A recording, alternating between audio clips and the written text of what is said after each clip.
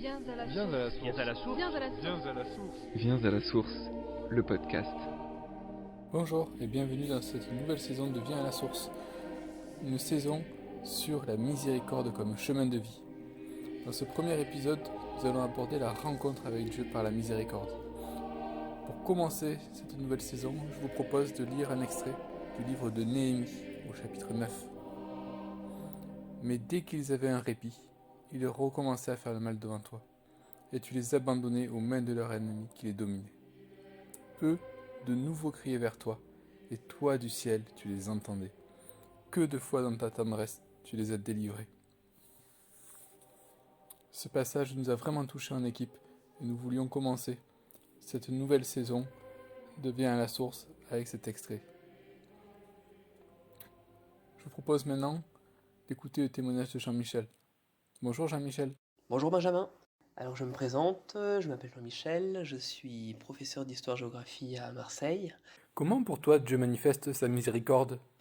Alors pour moi la miséricorde de Dieu, elle ne se manifeste pas forcément dans des grandes choses, dans des événements spectaculaires, dans des éclairs, des torrents, etc. Mais plus dans la brise légère. C'est vraiment dans la vie quotidienne, dans la quotidienneté. Par exemple, très concrètement, quand j'ai trop de copies à corriger, j'ai l'impression que je vais pas m'en sortir, ou j'ai trop de travail, etc. Je reçois un message d'un ami qui prend quelques nouvelles, qui me demande comment ça va, qui me propose une balade. Voilà, ça c'est vraiment la miséricorde. Et puis elle se manifeste aussi, selon moi, dans la beauté. Et justement, je viens de lire un livre sur Marie-Madeleine qui m'a beaucoup touché, et où il y a une citation disait qu'il n'y a d'autres origines à la beauté que la blessure. Et pour moi, la beauté, c'est vraiment le signe de la miséricorde, de la blessure qui est justement transcendée, qui est pardonnée. Voilà. Et très concrètement dans ton quotidien, y a-t-il une expérience de miséricorde que tu souhaiterais nous faire partager ? Alors, quelque chose qui m'est arrivé la semaine dernière, justement, il y a un peu plus de 10 jours, dimanche, je me sentais pas en état de communier, je me sentais pas en état de grâce, et donc, en allant à la messe, je me disais, je vais pas communier, et puis c'est dommage, j'aurais pas le temps de me confesser avant, j'espère que je pourrais me confesser rapidement, mais voilà, je me sentais pas en état de grâce. Et en arrivant, la dame de la sacristie, la sacristienne m'a demandé si je donnais la communion. Alors j'étais un peu embêté parce que moi-même ne voulant pas communier, je me sentais pas digne du tout. Et là, j'ai eu la grâce d'être confessé par le prêtre qui a bien voulu prendre quelques minutes avant la messe. Et voilà, très concrètement, voilà. Comment est-ce que Dieu est venu, s'est rapproché de moi, est venu dans mes ténèbres en quelque sorte, et m'a permis de communier, ce qui est quand même extraordinaire comme le don le plus beau qu'il puisse nous faire. Et voilà, j'ai pu communier.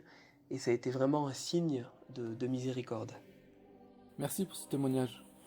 Dans la suite du livre de Néhémie, il est dit « De longues années tu les as supportés. Par ton esprit tu les as durés par la voix de tes prophètes.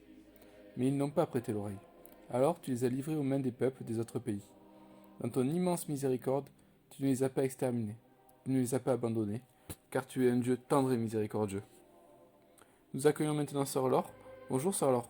Bonjour. Merci d'être avec nous pour ce cycle sur la miséricorde. Pouvez-vous nous présenter la communauté des béatitudes dont vous faites partie ?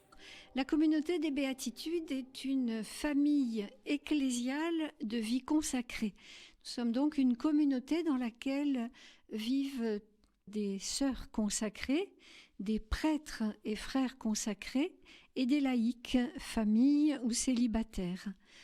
Dans notre diocèse, nous sommes à Pont-Saint-Esprit depuis 42 ans et nous animons Radio Ecclésia. Comment, Sœur Laure, pourriez-vous définir le terme de miséricorde ? La miséricorde, c'est un mot qui vient du latin, formé de deux mots, la misère et cordis, le cœur.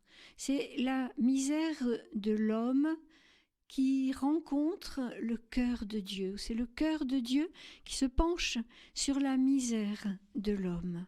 La miséricorde est un des visages de l'amour de Dieu. et il peut y avoir beaucoup de mots pour la définir. Aucun n'est parfaitement exact, mais chacun donne un peu une coloration à ce qu'est la miséricorde.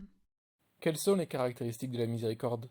La miséricorde, c'est tellement large, immense, qu'on pourrait la comparer à un diamant aux multiples facettes qu'il est très difficile de présenter d'un seul côté. Alors ces facettes, quelles sont-elles? Par exemple, la tendresse, la pitié, la bonté, la compassion, la patience, la douceur, l'humilité.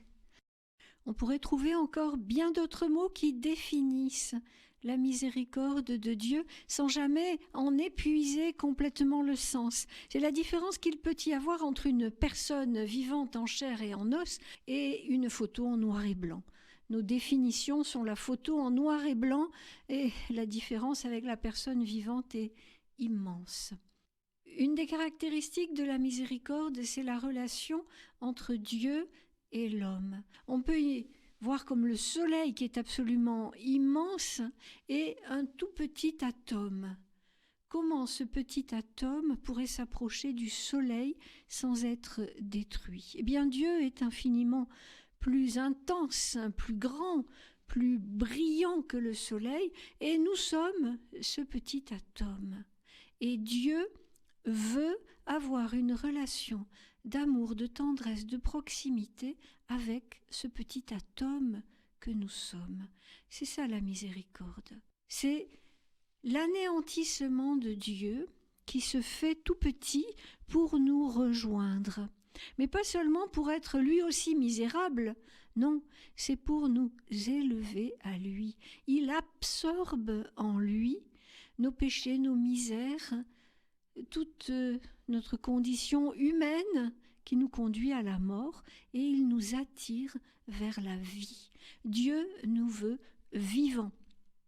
La miséricorde, c'est ce cœur de Dieu, plus brûlant que le soleil, qui se penche sur ce tout petit atome que nous sommes, qui le prend dans sa main, qui l'attire à lui.